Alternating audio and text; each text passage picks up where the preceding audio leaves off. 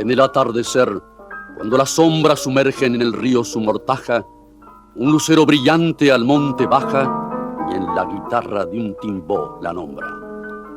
Y es allí cuando el aire se embalsama de nupciales aromas y de cantos, resonando en añejos palos santos bajo un cielo de vívidas escamas. Pasa el tiempo en añosa caravana y la niña se vuelve adolescente, en busca de un futuro iridiscente que la ubique a la par de sus hermanas.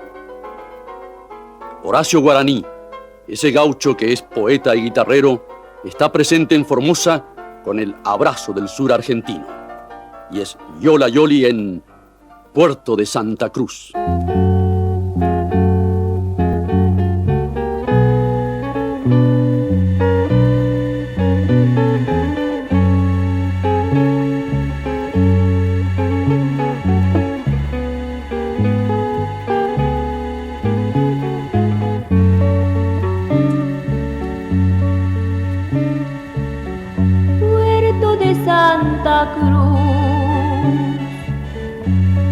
Lejano y querido, pedacito de frío,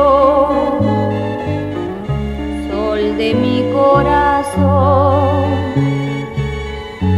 mi pequeña canción, como un largo lamento,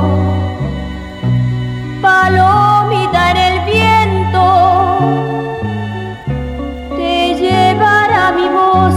Mi voz perdida en el adiós, adiós de amor, locura del ayer de fuego bajo el caserón,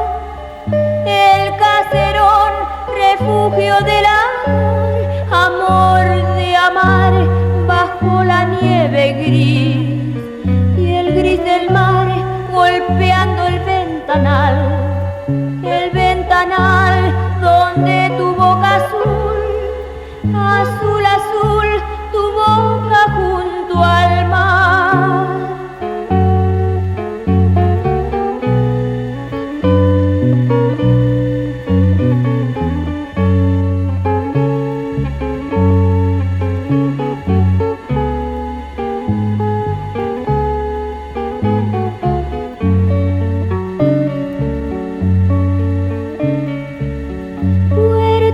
Santa Cruz,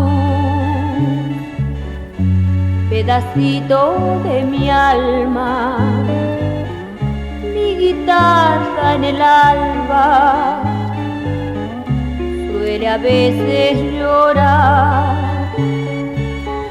Las gaviotas del mar, si preguntan por ella, diré que en una estrella